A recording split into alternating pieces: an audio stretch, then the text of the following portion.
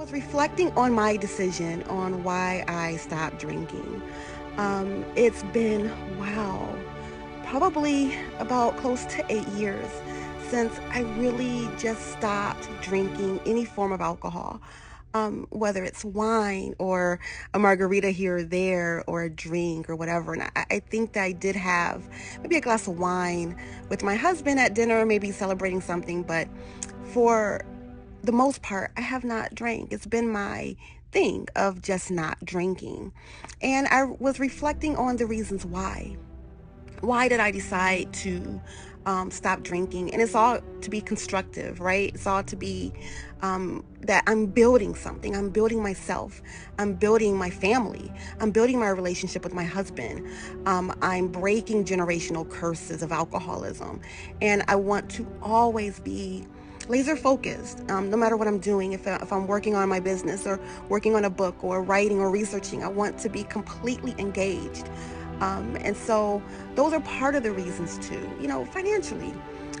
Drinks can be 10, 11, 15, $20.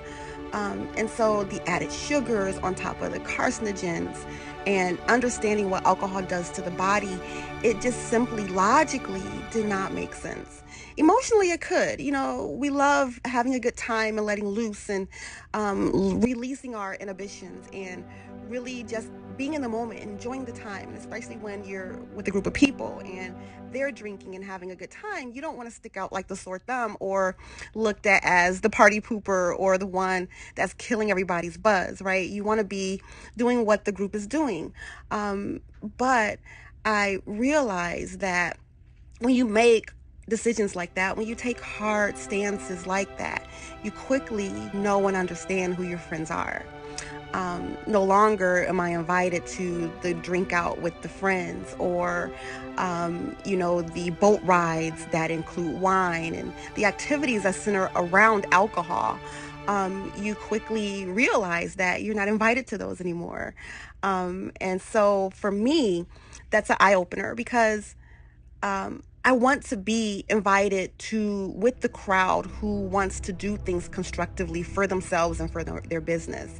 I want to be invited to the business group or the meeting when you're talking about creative thinking and being healthy and whole and spiritual. But those things are few and far between. And so you quickly realize when you take hard stances like that, who your friends really are. I often reflect on the questions that I get. Why did you stop drinking? It's okay to drink and, still have those ambitions. There's people that do it all the time. There's highly successful people who work hard from 9 to 5 or own their own businesses and work from sun up and sun down. And then when the sun goes down, then it's their time to let loose. I get it. I understand. And there are people who can do that. But for me, I know that I come from a family of alcoholics. I know firsthand what alcohol can do to the body, the brain, the relationships with people, the social fabrics of society. Our families are torn apart. And because alcohol is so accessible, like anyone can get it, from a 13-year-old to whoever, it ruins people's lives. And I just decided I didn't want to take that risk. I didn't want to risk the idea of falling into the hands of alcoholism because I know that it exists in my family. I didn't want anything like alcohol or my selfish reasonings for wanting to drink to just relax or let loose come in the way or in between my family and I. So I decided that it just did not logically make sense. Emotionally, it could. There are times where we get stressful. There are times that things become overwhelming, and there are times that we might need just a little boost to get creative or just to relax or to let our guard down and just laugh a little. But through this discovery and through this time of releasing my desire to have alcohol, allowed me to realize that I am enough. My presence, being sober, is enough for me and the people around me. There are people who drink to say, hey, I just want to have a good time and I'm more fun, when I drink, and people like me and I talk more and I'm more engaging. But I realized that the level of engagement that I have, the amount of burst I add to a conversation, or the laughter that I get that's genuine from something that's funny, allows me to realize that I am enough. And the way that God created me is enough for the people that He created me for. I had to realize and accept that. And if I need to be more, I can be more on my own. I can literally teach myself to be more engaging. And I can literally teach myself to learn social cues, to engage more, to let go. I can, laugh genuinely at conversations or something that's funny and create my own sense of comedy when I am sober. And for me, that's enough. And I don't want to be around people who feel like I am not enough when I am sober, because this is who I am and this is me. I think back on the questions of, well, there are successful people who are successful at life and accomplish what they want to do, and they are hitting their goals, but they still drink socially. So do you feel that you can have a balance? And my answer to that is, I don't believe so. Because how successful can the person be? Like, can they really truly measure their ounce of success by being sober, for this amount of time, but inebriated for this amount of time? What if they were sober the whole time? What then would that be? What would that look like? How would they respond to certain situations if they were sober? So how can you really truly measure how successful they would be if they were 100% sober? I also get the questions or the responses of, well, it's okay to do something that you enjoy, as long as you don't do it too much, as long as you don't, take advantage or overdo it, right? A couple of drinks, fine. So as long as you just do that, it's okay. But for me, it doesn't make sense logically, and let me explain. I remember when I was younger, I really didn't have my voice. And I'm still learning to find it now, but I didn't have my voice. I was silent. I was not talkative. I felt that my opinions and my words didn't matter, that I wasn't smart enough, that I didn't have the catchy, punchy phrases to say, or what I thought, wasn't significant. So when I met my cousin, and she was older, she was in her 20s, and I was like maybe 13, 14. She was beautiful, she was gorgeous, she was smart, she was witty, she was talented. She was everything that I wanted to be when I turned 20. Maybe she was 22, 23, maybe a little older. And I admired her. I met her. She would come and visit us from, I think, Georgia. And I just thought, wow, she's so beautiful. She's talkative. She's funny. She's just everything that I want to be. Except for one thing, that she smoked. And, I grew up in a household where both my parents smoked, and my grandfather smoked, and he quit. And, times of, seeing my mom's cigarettes and breaking them because I hated them and what they did to people, and how what we learned in school, that it contradicted what my mom said about smoking. And I hated cigarette smoke. But here she was, this gorgeous woman, tall and skinny, and just everything that a 13-year-old wants to be when they turn that age.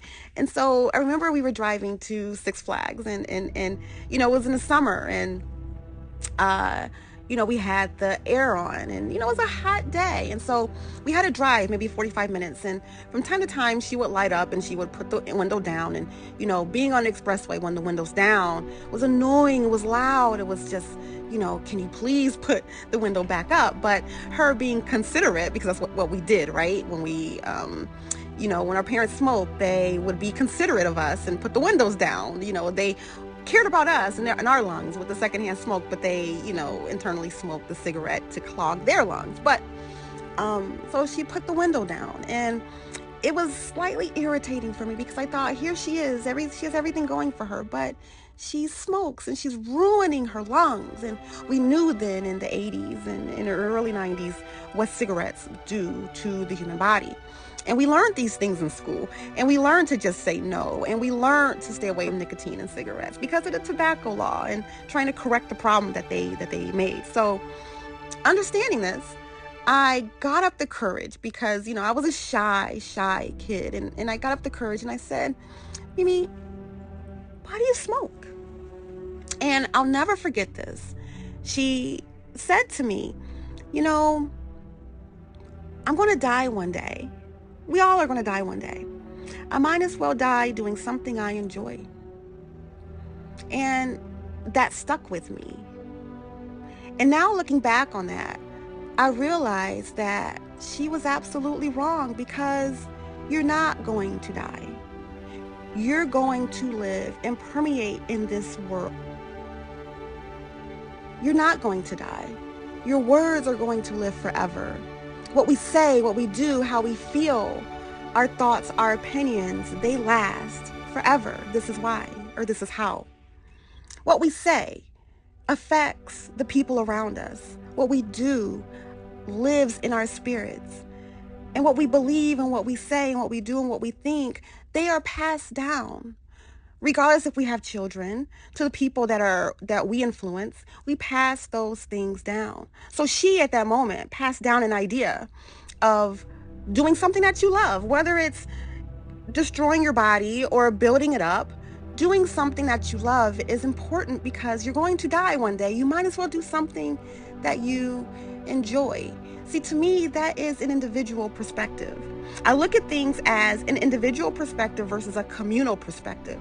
And when we as people look at things and act in a way that is individualized, that is only me driven, we forget the community. We forget the things and the lessons and the ideas that pass down to our kids and our grandkids, and then their kids, and then their kids, and the ideas and philosophies that we implant in them today live on forever.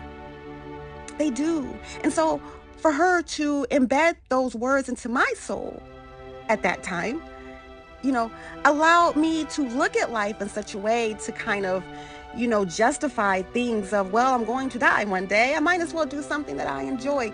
Not realizing that what we do, what we say is passed down to people. And that affects them. And that influences them. And that helps them make a choice and a decision, whether it's good or bad. So if I would have had the forethought and the understanding, the capacity of critical thinking at that time, I would have said, Mimi, you're wrong. You do live forever. Because the words that you say today, the words that you choose today, the ideas, the actions, the behaviors that you do will live forever. Because that means that when I look at you, and you're beautiful, you're talented, you're smart, you're witty, you're funny, you're everything that I want to be. When you, with your influence, say to me as a 13-year-old, you say to me, you might as well do it because you're not going to live forever. Then that encourages me to look at life in that way, whether good or bad. Without the understanding that what you say, the words, the energy, the frequency, the knowledge that you pass down will in fact live forever. Our words, our energy, our action solidifies it. Frequency is in words, ideas, and thoughts that permeate through the very cells of our body. And we embody that, and we say that, and we pass that down. So imagine if I would have, in all of my, subjectivity, would have adapted that notion of, let me pick up a pack of cigarettes, or let me pick up that drink, because, hey, we're not going to live forever. Then the influence that I have onto my children or the people around me, they can pick that up too. See, your words have meaning. Your ideas, your thoughts, what you feel, it's all energy. It all gets passed down. And we have to be very careful what kind of energy, what kind of thoughts that we pass down, because they do in fact live forever. They do in fact live for eternity. What we do and what we say matters. And so whether it's significant. Go out and say something that matters today to somebody in a positive way, because you never know the butterfly effect, right? How that permeates through the souls and through the lives of other people. And your words, your presence here right now, it makes an impact. It's an imprint that you leave here on other people. And so, as I reflect on the reasons why I do things, I always have to consider that. I always have to consider that what I say and do will live on forever. It's communal, right? It's the idea of community. It's the idea that what I say has a direct impact on my community, my tribe, my people. And what I say matters. What I do matters. What I think matters. And it will live on forever. What will you say today that will matter? What is your butterfly effect? What are the things, the constructive things that you will do or not do that will impact trillions of people? Just by the one action, just by the one word, by the one thing that you say that you will do. What will it be today?